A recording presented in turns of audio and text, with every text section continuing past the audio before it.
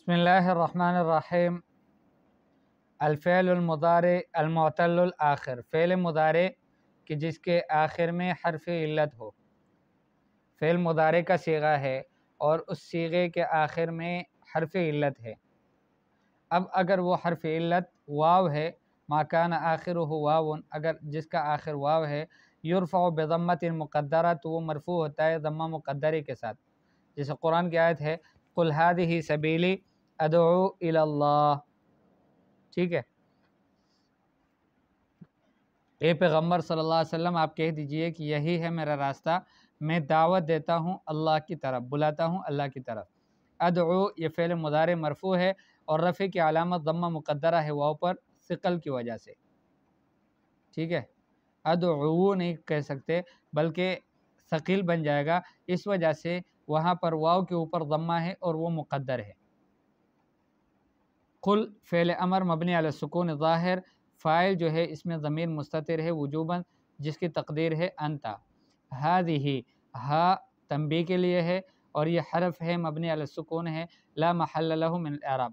ذہ یہ اسم اشارہ ہے مبنی علی الکسرہ ہے، محل رفع میں مبتدا ہے، تو ہا تنبیہ کے لیے، ذہ مبتدا، سبیل خبر مرفوع، ٹھیک ہے۔ سبیل خبر مرفوع ہے اور رفع کی علامت الضمۃ المقدرہ علی ما قبل الیا، ما قبل الیا ضمہ مقدرہ ہے، یا سے ما قبل جو ہے وہ ضمہ مقدرہ ہے۔ منع من ظہورها الحرکۃ المناسبۃ للیا، اس کو ظاہر کرنے سے کس نے منع کر دیا؟ یا کے مناسب حرکت نے، اس لیے کہ یا اپنے ما قبل مناسب جو حرکت ہے وہ کسرہ ہے، کسرہ چاہتا ہے، تو یہاں پر ضمہ آتا تو ضمہ کو وہ نہیں لا سکتا تھا، اس وجہ سے وہ ضمہ جو ہے وہ مقدرہ ہے۔ اور یہ مضاف ہے، یا ضمیر متصل مبنی علی السکون محل جر میں مضاف الیہ۔ ادعو فعل مضارع مرفوع اور رفع کی علامت ضمہ مقدرہ علی الواو للثقل، پہلے ہم نے پڑھا کہ ثقیل بن جائے گا، منع تو بالکل نہیں ہے، ادعو بھی کہہ سکتے ہیں لیکن ثقیل ہے اس وجہ سے ایسا کہا نہیں جاتا۔ اور فاعل اس میں ضمیر مستتر ہے وجوباً، جس کی تقدیر ہے انا۔ الی حرف جر مبنی علی السکون لا محل لہ من الاعراب، اللہ لفظ الجلالہ اسم ہے مجرور ہے الی حرف جر کے ذریعے سے، اور جر کی علامت کسرہ ظاہرہ ہے، جار و مجرور دونوں متعلق ہے فعل ادعو کے ساتھ۔ قل جملہ تو قل ھذہ سبیلی، یہ جملہ فعلیہ مستأنفہ ہے لا محل لہا من الاعراب، اور ھذہ سبیلی یہ جملہ اسمیہ ہے، محل نصب میں مفعول بھی ہے، مقول قول کا مقول ہے قل، اور یہ ھذہ سبیلی یہ مقول۔ اور ادعو کا جو جملہ فعلیہ ہے یہ محل نصب میں حال ہے ضمیر سے سبیلی میں، ٹھیک ہے، سبیلی میں ضمیر جو ہے وہ ذوالحال ہے، اور یہ ادعو فعل فاعل، یہ پورا جملہ فعلیہ یہ وہ اس سے حال ہے۔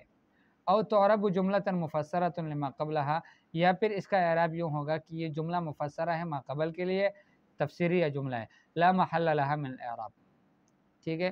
یہ تو اس وقت کہ وہ جو معتل الآخر ہے وہ آخر میں واو ہو۔ ما کان آخر واون،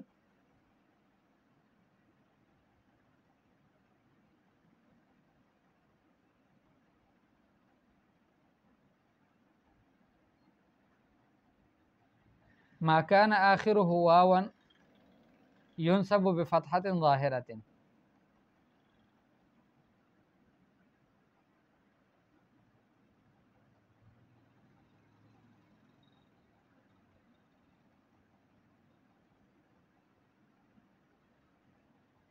اچھا بھائی، وہی کہ جس کے آخر میں واو ہے اب وہ مرفوع ہوتا ہے ضمہ مقدرے کے ساتھ اور منصوب ہوتا ہے فتح ظاہرے کے ساتھ۔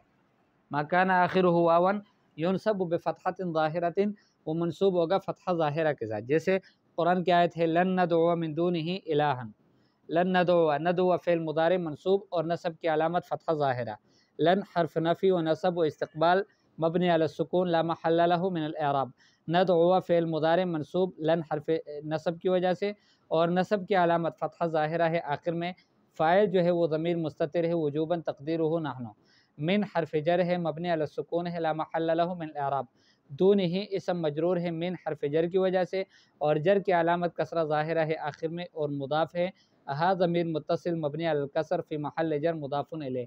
جار و مجرور دونوں متعلق ہے حال محذوف کے ساتھ الہن سے، اور تقدیر ہے الہن کائنا من دونہ، لن ندعو الہن کائنا من دونہ، ٹھیک ہے، یہ اس کا اعراب تقدیری اعراب بن جائے گا۔ اور الہن جو ہے یہ مفعول بھی منصوب ہے اور نصب کی علامت فتحہ ظاہرہ ہے آخر میں۔ اور جملہ لن ندعو یہ جملہ فعلیہ استئنافیہ ہے لا محل لها من الاعراب، ٹھیک ہے۔ اب حالت رفع میں ضمہ مقدرہ کے ساتھ، حالت نصبی میں کہ جس کے معتل الآخر بالواو ہو، اب وہ اس کا حالت رفع ضمہ مقدرہ کے ساتھ، حالت نصبی جو ہے فتحہ ظاہرہ کے ساتھ، حالت جزم کس کے ساتھ ہے؟ بحذف حرف العلہ، حرف علت کو حذف کرنے کے ساتھ، ٹھیک ہے۔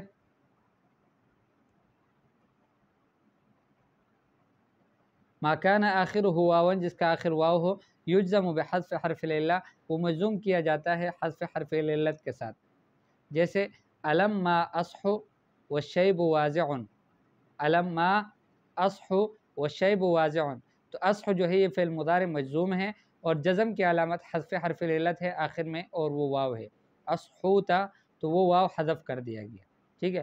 وہو شطر من الطویل، یہ بھی ایک لمبے شعر سے، ابیات سے اس کا ایک ٹکڑا ہے۔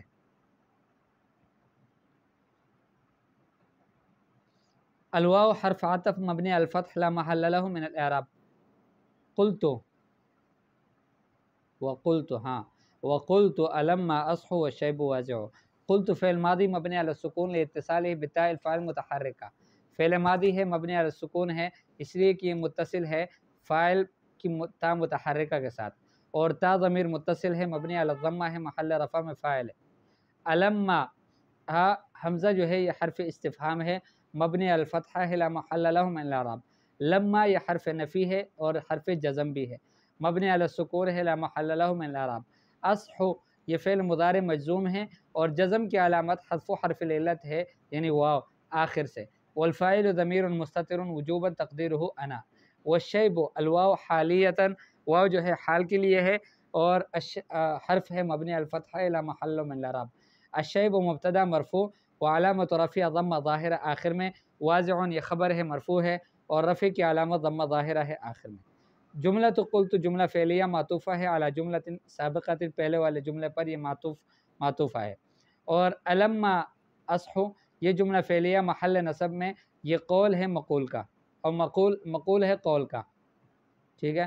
اور جملہ تو والشیب واضع یہ جملہ اسمیہ محل نصب میں، حال ہے ضمیر سے اصح میں، ٹھیک ہے۔ یہ پہلی قسم ہے معتل الآخر کی کہ آخر میں حرف علت ہو، اور حروف علت 3 ہے واو الف یا۔ آج کے سبق میں ہم نے واو کے متعلق پڑھا کہ حالت رفع میں وہ ضمہ مقدرے کے ساتھ اس کا اعراب ہوتا ہے، اور حالت نصبی میں جو ہے وہ فتحہ ظاہرہ کے ساتھ، اور حالت جزم میں وہ حذف حرف العلت یعنی واو کے ساتھ، ٹھیک ہے۔ اگلے سبق میں انشاءاللہ ما کان آخرہ الفا، کہ اگر وہ آخر میں حرف علت الف ہو تو اس وقت کیا ہوگا۔